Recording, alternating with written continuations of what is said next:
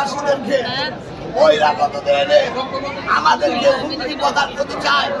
আমরা ওই সন্ত্রাসীদের বলতে চাই ওই গডফাদার দালালদের কারো রক্ষা হবে না।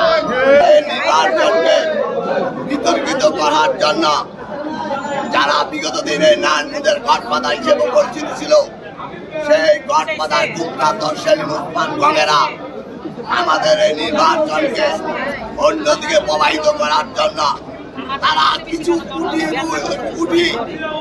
বাইন দিয়ে তারা এই আদালত প্রাঙ্গণে অরাজকতার সৃষ্টি করছে, উস্কানিমূলক বক্তব্য দিচ্ছে।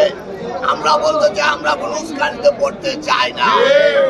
আমরা বলতে চাই আগামী 28 তারিখে নির্বাচন হবে, সকাল থেকে সন্ধ্যা পর্যন্ত আপনার প্রফেসর হুমায়ুন কবির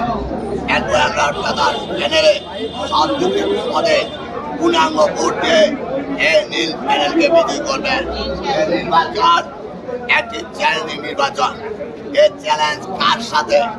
এই চ্যালেঞ্জ কোন স্বাধীনতা বিরোধীর সাথে না, এই চ্যালেঞ্জ কোন বুদ্ধাবানের সাথে না। এই চ্যালেঞ্জ আগামী দিনে বাংলাদেশের স্বাধীনতার সার্বভৌমত্ব রক্ষার জন্য চ্যালেঞ্জ। এই চ্যালেঞ্জ আগামী দিনে আমাদের জাতীয় নির্বাচনের চেয়ারম্যান জনাব তারেক রহমানের বিরুদ্ধে যত ষড়যন্ত্র, সেই ষড়যন্ত্রকে ধূলিসাৎ করার জন্য চ্যালেঞ্জ। নির্বাচনে আমরা স্বাভাবিক পরিবেশ রাখতে চাই, আমরা এই পরিবেশে করতে চাই, আমরা বাংলাদেশ স্বাধীনতা সার্বভৌমত্ব রক্ষার পক্ষে কাজ করতে চাই।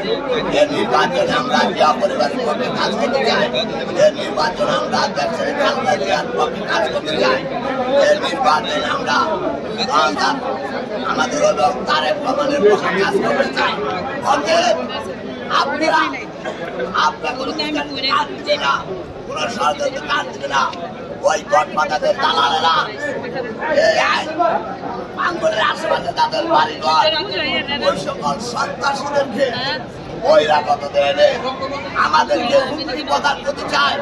আমরা ওই সন্ত্রাসীদের বলতে চাই আদালত বাংলার আমরা আইনজীবী পরিবার, কোন আইনজীবীকে যদি উস্কানিমূলক কথা বলা হয়, কোন হুমকি দেওয়া হয়, ওই গডফাদার দালালদের কারো রক্ষা হবে না এবং তাদেরকে ছেড়ে দেওয়া হবে না। অতএব আমরা বলতে চাই আগামী 28 তারিখ নির্বাচনে আপনারা নির্ভয়ে আপনার ফেসিস্টদের বিরুদ্ধে, স্বাধীনতা বিরোধীদের বিরুদ্ধে, ওই গডফাদারের দালালদের বিরুদ্ধে আপনার স্বাধীন প্যানেলে ভোট দিয়ে এই খালেদা খালেদাকে প্যানেল উপহার দিবেন, তারেক রহমানকে উপহার দিবেন, ফেসিস্টদের বিরুদ্ধে উপহার দিবেন। অবশেষে আমরা সবাই ঐক্যবদ্ধ থেকে এই 27 তারিখ পর্যন্ত আমরা আইনজীবীদের কাছে ভোট প্রার্থনা করব।